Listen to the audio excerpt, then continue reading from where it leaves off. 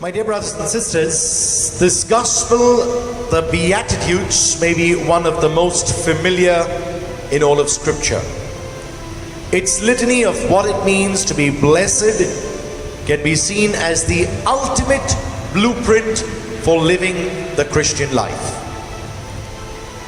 And in the context of today's feast, it tells us this is how you become a saint. But do we really understand what that means? As we mark this All Saints' Day, it is tempting to put saints on a pedestal, literally. Just look around your church and we see saints in stained glass, in wood, in marble made out of plaster of Paris. There are plaster figures we put on a shelf and decorate with flowers, or we adorn with halos. We collect them in holy cards and venerate them in icons. But to think of the saints that way reduces them to something merely decorative and risks making this feast seem unnecessary. This day, my dear brothers and sisters, is necessary. We need to hear what this feast says to us. It is a summons, a call, a challenge to everyone who is attending this Mass today.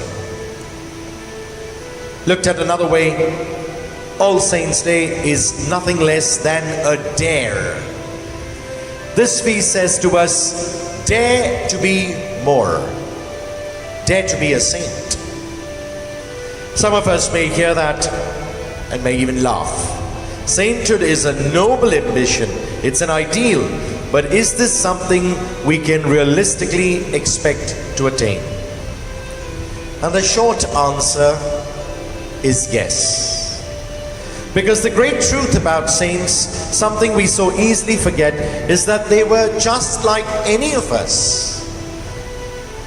Flesh and blood, strength and weakness.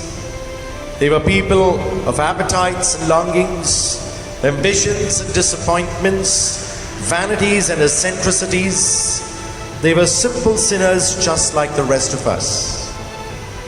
And that is how they began. But then that wasn't the whole story. The simple but reassuring fact is that no one, and I repeat, no one is born a saint. It's something you have to become. Consider Saint Margaret of Cortona. As a teenager, she was the mistress of a young nobleman. She lived with him for 9 years, even had a son with him, hoping at some point her lover would marry her. And he never did.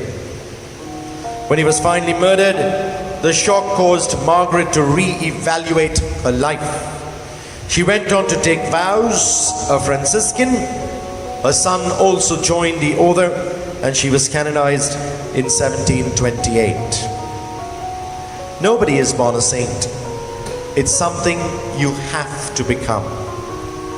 Sometimes those who become saints aren't the ones we even really expect.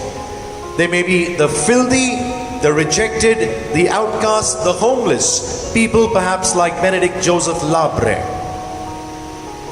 He grew up the son of a prosperous shopkeeper, but felt called to give up everything and follow Christ. He spent his life wandering from church to church in Rome. He rarely bathed, never washed his clothes. Some people were repelled by him, but the purity of his devotion and his love of God moved and inspired those who saw him day after day. When he died at the young age of 35, priests of Rome preserved his filthy clothes as relics, and they buried him in one of the churches he loved. And today, he's the patron saint of the homeless. So nobody is born a saint. It's something you have to become. In the 1920s, if you had to pick a woman who was the least likely candidate for sainthood, it would probably have been an anarchist and communist from Brooklyn named Dorothy Day. She worked as a journalist and spent many nights drinking with famous writers like Hart Crane and Eugene O'Neill. She had an abortion, she had a brief marriage, before finally being drawn to Christ in the gospel and converting to Catholicism. Her conversion led her to embark on a radical ministry to the poor, one that is still changing the world. And she's now a candidate for sainthood.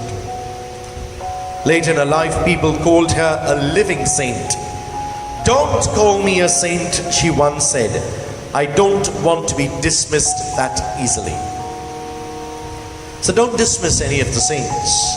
They are closer to us than we may realize. They have struggled with sin and temptation. They walk the journey towards holiness, sometimes stumbling, sometimes falling, but always getting back up and moving on, resolving to do better, to be better, and to aim higher. They work to be what this gospel is calling us to be poor in spirit, to be meek, to be merciful, to make peace. And this is how we begin to become what Jesus called blessed and what the church calls saints. It's a tall order, my dear brothers and sisters, and it is nothing less than a call to greatness. But this feast day reminds us, whether we realize it or not, it can be ours as well. This kind of greatness is within our grasp. All Saints' Day beckons us to something beautiful. It reminds us of our great potential, the promise that lies within each one of us, the promise and the call to holiness. It is a promise that was fulfilled in the countless peoples we venerate this day, our models, our companions, our inspirations, our guides. Some named, some unnamed. All the saints. They give us blessed hope, because they assure us again and again, no one is born a saint. Dare to be a saint. But every one of us, by the grace of God, can become a saint.